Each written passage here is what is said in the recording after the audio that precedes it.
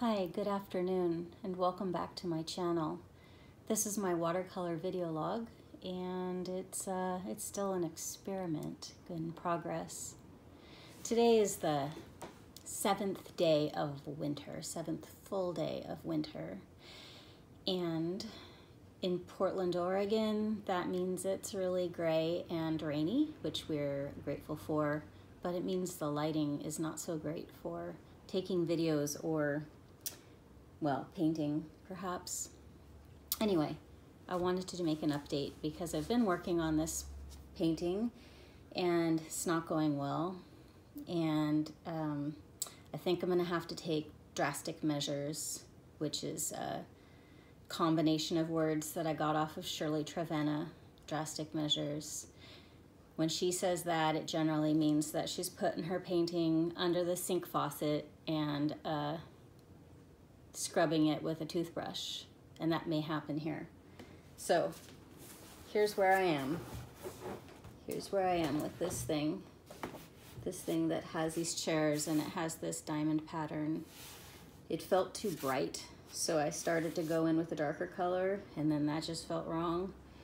And then I put in this big window thinking, yeah, you know, some big window kind of idea with some light coming through.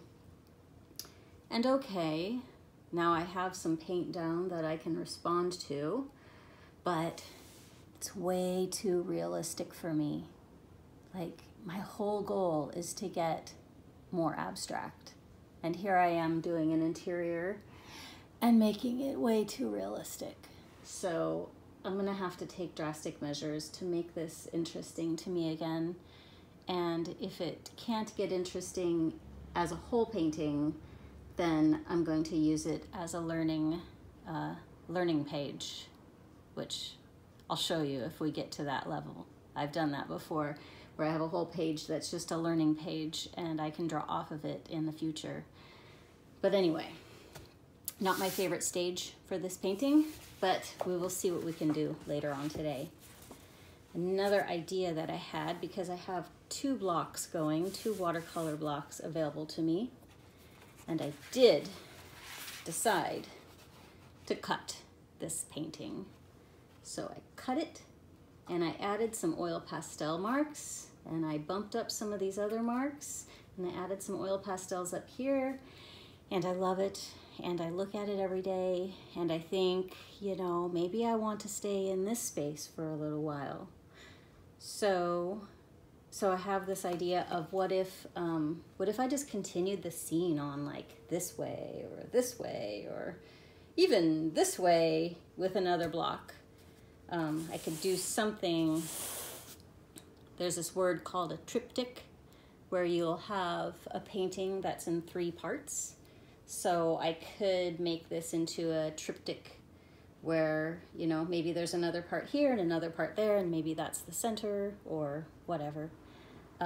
So I don't know if I have enough hands to really do this whole thing, but for instance, you know, if I entered off of that way, then it could be interesting.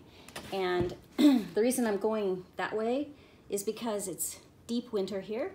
Like I said, 7th day of winter in Portland, well, in the whole Northern Hemisphere. And I need to look at more yellows and reds in my life, and that's what the goal will be, is to just spend more time with yellows and reds. All right, so that's where I am today, and we will see if we can get anything accomplished. And if so, I'll share it right after this video. Thanks for watching. Okay, here we are, and there's the first scrubbing, and then I scrubbed some more, and actually I scrubbed even more. I'll show you that at the end. All right, now here we are with the first marks on a blank sheet of paper. I don't know about you, but the first marks, I have to keep reminding myself that is just a piece of watercolor paper. Maybe it's worth about $3. Whatever I put there, I can respond to. And whatever I put is going to be better than a white sheet of paper. So I started with my watercolor pencil. That's Ivory Black, number 67. I don't remember what the brand is. It might be, I don't know what the brand is. I've shaved it down so much that I can't even see the brand anymore. But I'll have to figure it out. Oh, there's my palette.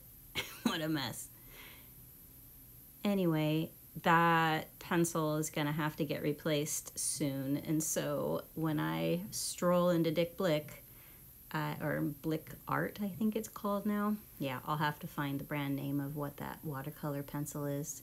It's my favorite. I mean, the way it combines with the watercolor is delicious.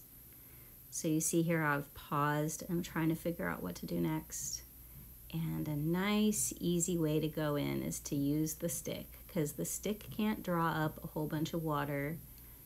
It just picks up a little bit of pigment, a little bit of water, and it's sort of a soft, timid way of going in and getting just something down on the page.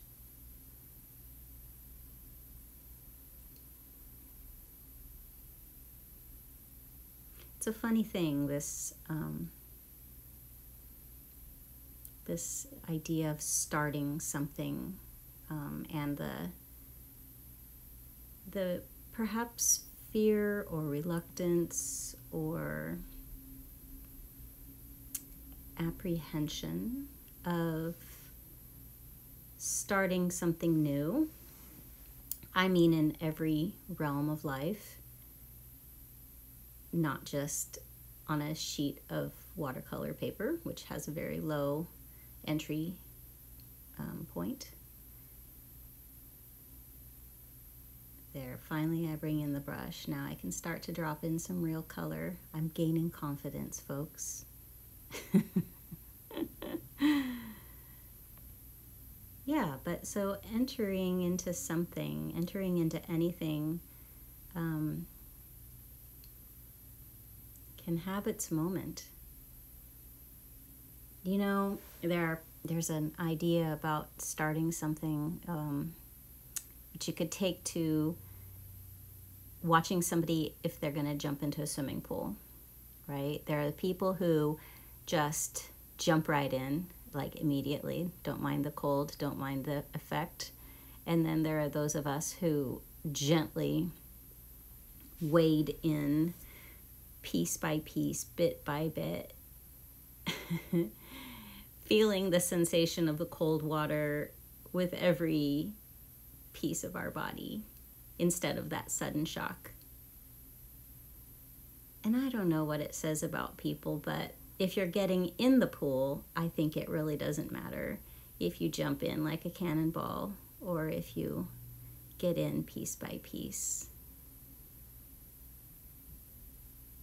But here's me definitely stepping in very slowly into this swimming pool.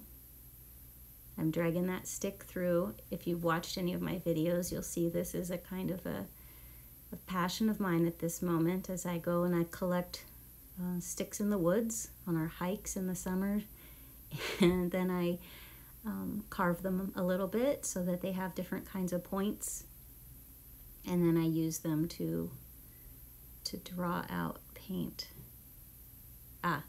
So now I've turned the painting around because I'm going to drop in the new gamboge. All that yellow color that you can see from the painting before, that is sort of, you know, the golden hillside of this valley or mountain edge.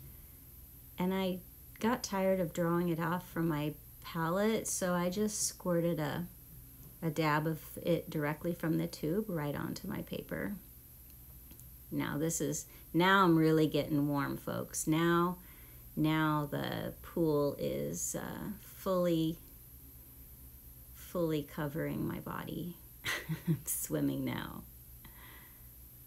And I have to say, in today's painting session, I put in a whole lot more color than I usually do in a single session. Lots of times I like to put in a little color and then look at it and observe the painting for a long time to try to figure out what is the right next move. But today, something about what I was listening to or just maybe because I haven't painted for a few days, it just felt right to just get in there and put down the whole first layer of this painting.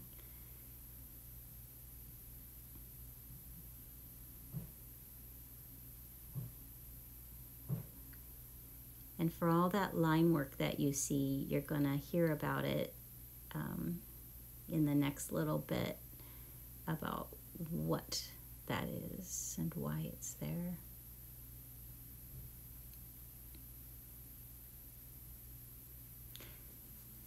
I've been reading this book by Brene Brown. She is a shame researcher, and she's quite fascinating. And I'll link, maybe I'll link her TED Talk in the description below. But the book I'm reading is called Braving the Wilderness, and there's a quote in there I'm going to read to you. She says, Joseph Campbell wrote, "If you can see your path laid out in front of you step by step, you know it's not your path. Your own path you make with every step you take. That's why it's your path." I love that quote because it rings true for me, and it even rings true for every painting that I start. I'm never going to be interested in copying another painting or, I've done that, like artist copies, in order to try to understand someone's technique. But when I'm truly flowing, right, when I'm truly making a painting that I know is mine, the step-by-step has to be all coming from me. And that's the fun part of making it, is the surprise moves or the decisions along the way. In fact, one of the reasons why I love doing this is, especially in the winter when we go on fewer hikes, is because during the week I can have that partial in-progress painting sitting there in the living room. I may not have shared this, but I teach my kids. They're middle schoolers, and one of them started algebra, so he's partially a high schooler. And so I'm with them all day, and they don't need me every second. So I have to find something that I can think about or do that doesn't require long stretches of time, like watercolor or like architecture work would require me to have 3 to 4 hours of uninterrupted time every day in order to do that kind of work, and client meetings and all that kind of thing. So I can't quite step back into that yet. But while I'm working with my sons, I need to have something that keeps my mind active. So this is it. I look at these all day, I look at my painting, and I think about what is happening next. So now you can see the shape of that building. It's actually a Buddhist monastery in the Western Himalaya. And the reason I know that is because it came from a picture in a book that I'm going to show you in the next section. But I've laid in all that new gamboge, and I think in a second here I'm going to flick a bunch of water down on it to see if I can get some backwashes. There it goes. I just dropped water right there, and it's running down. I didn't really want to hit the building, so I got to lift that up with a paper towel. In the end, I don't think there was really any good backwash. I think that the new gamboge doesn't really do that. Maybe it granulates a little bit. I love the variety and color in that one. Well, it's not a single pigment color, actually. It has 2 pigments in it, which means there's 2 colors that are mixed together in the tube to make new gamboge, at least the Winsor & Newton that I choose to use. But it has a great variety between the darkest darks and the lightest lights. Now here, I'm going to pause it for a sec. That's the picture. It's a copy of the picture that I found in my book. That again, I'll tell you about in the next section. I'll show you the book.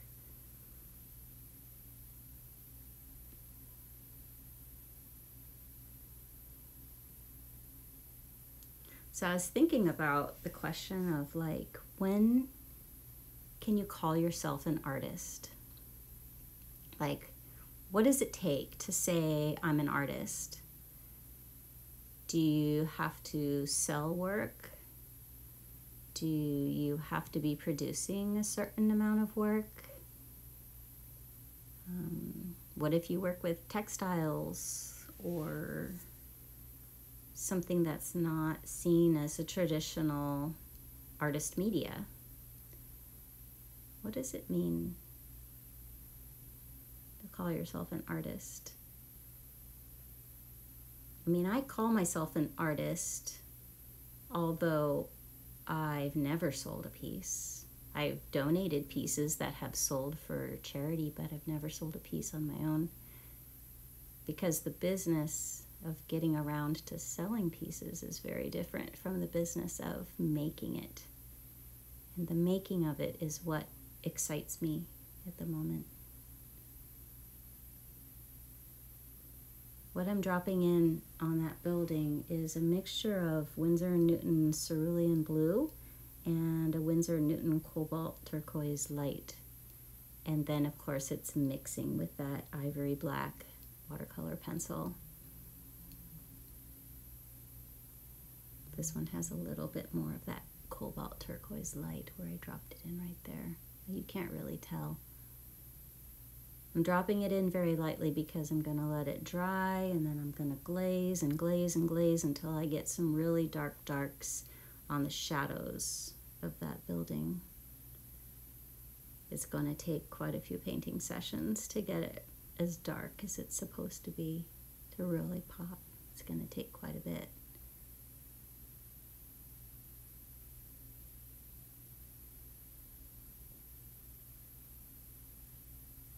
So back to the question of when can you call yourself an artist?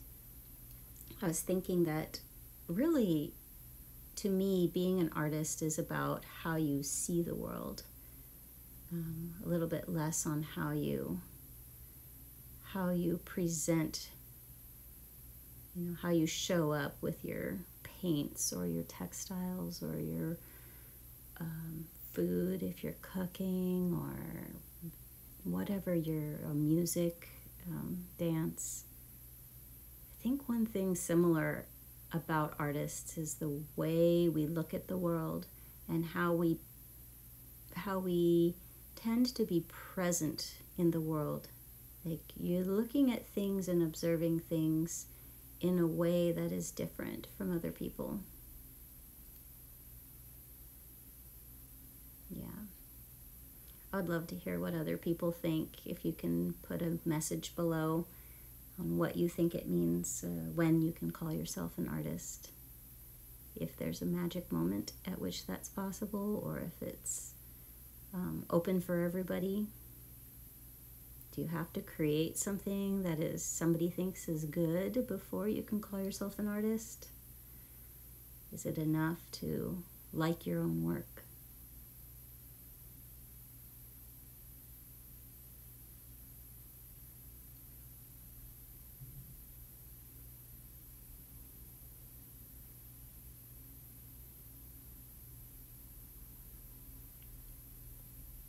I'm loving that line that I created with the new gamboge yellow color up there. I don't know what it is.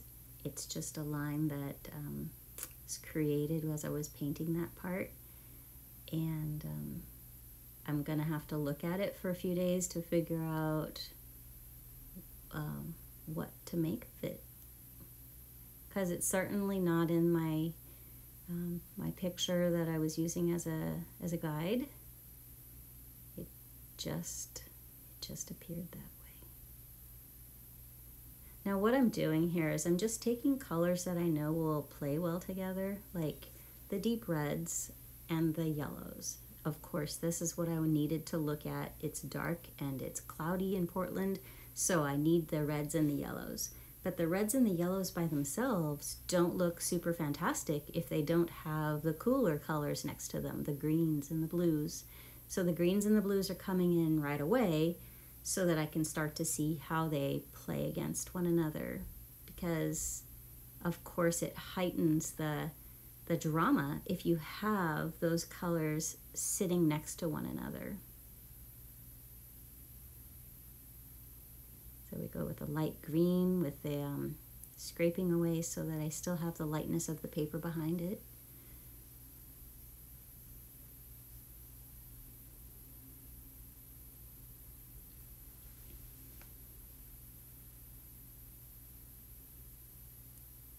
And these areas that I'm filling in, I think are actually the lighter color bits.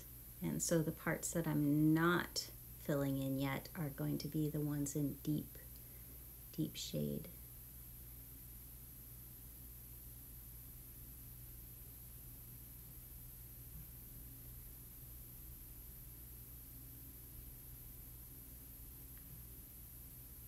I'm trying here to have that piece of color that I just dropped in to not all be the same color. Like you can see how it's darker in one area, lighter in another area, a little more blue here, a little more white there.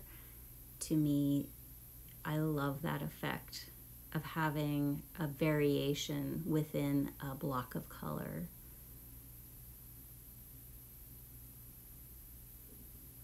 I'm just dropping it in wet right there, just dropping in some just water. I think that was just clean water. And then the black line that you see coming up is all from that watercolor pencil.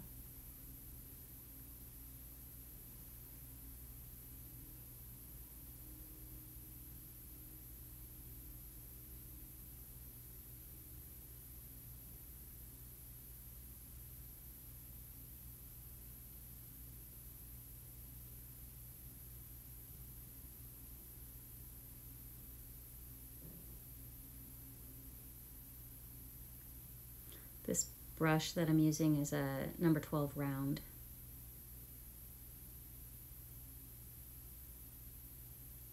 It's a nice brush. I don't even remember really when or where I picked it up. But that's the way with your tools. Sometimes you just have to try a bunch of different things and see what's working for you. I almost never reach for any other brush.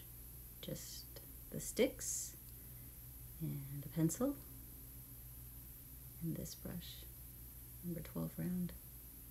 If it holds a good point, then it's good to have a big, kind of a big brush. Number 12 is kind of on the bigger side of the round. And the nice thing about that is you can really load it up with pigment. If you really want to get a lot of pigment down on the paper, you can load it up real well. With those other small brushes, you can't really... Hi, good evening. I realize that I'm probably gonna loop this in with something else that I just said good afternoon, but I've made some progress on what I was telling you about, and probably I've shown some of the footage of painting it, but I have some promising results from today, so that's good. So first of all, from my problem picture, I really washed it up. I did. I put it under the sink faucet and I just scrubbed on it, and I used the same round brush that I use when I'm scrubbing the dishes, which is I should probably go to the dollar store and buy a special one just for my paintings. So it's probably oil or food scraps on this painting, but that tells you the level of desperation I was feeling. I just used that scrub brush, and it's far more exciting to me now. What I did is, after I did that, I had to let it dry because it was really bubbly. I mean, the paper was not, when watercolor paper gets wet, it bubbles, you know, unless it's 300-pound paper, it bubbles up. And so this is 140-pound paper, so of course it was bubbled up. So I had to let it dry completely so that it could be flat again, and also so that it could properly take the new paint that I was going to put down. So you probably can't pick it up on the camera, but I just turn it sideways again to lose the reality and to make it more interesting to me. And then I've started to lay in the lines of a daffodil here. And I think it could be quite interesting to have some of this underlayment of these diamonds, and then maybe something with daffodil, and maybe something with the stems of the daffodil, but not really, but abstractly, as abstract as I can go, because, you know, that's my goal, is to be less abstract, or more abstract and less realistic, but it's super hard, being that my background is as an architect. Then I started on this other painting, which I mentioned that I was going to extend this one out and live in this space for a little longer. So I started, and it's a very promising, it feels like a very promising start to me, that I have, I wonder how wide this camera is. Anyway, in order to have this kind of start. So I pulled off lines here. I drew down some reds and pinks. I used the new gamboge to lay in the side of the hill there. Well, at least I knew I was going to do that. But then I was a little stuck as to like what happens in this painting. So what I did, let's see if this will prop, is I remembered that I bought this book back in 1996 when I went to Nepal for the summer. I found this book in a bookstore and lugged it back with me, and I've been lugging it around ever since. And it's about the Buddhist monasteries in the Western Himalaya. And it has these great pictures, and it has text which I've never read, and it has images in the middle. And I flipped through here, found a yak. I think I definitely need to do a painting with a yak in it, with this whole situation going on. That's got to happen. So that's in the future. But then I found this, and this spoke to me. It's called Sumtek, the 3-tiered temple at Alchi Choskor. Anyway, this structure spoke to me, and I thought that it could be in this space. And it's great because this is a black and white picture in full sunlight, so it has strong shadows, but I don't know what color it is. I don't really know what's going on.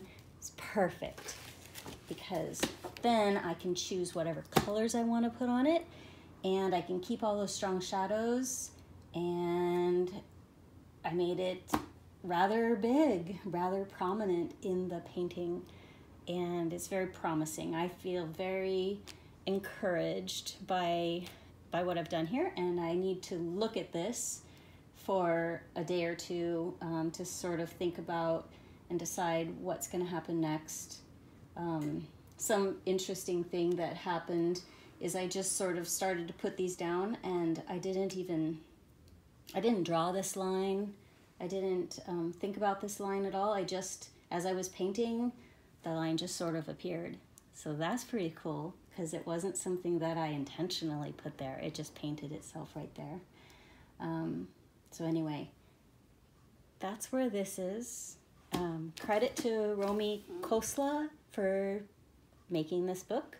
I don't even know if it's in print anymore. You'd have to check bookstores in Nepal, probably. I have no idea. But anyway, that's where I am today. Thanks again for watching. I always appreciate all the encouraging comments that I get here, even though I'm brand new to YouTube videos. All right, thanks. I will try and post again as soon as possible. Bye.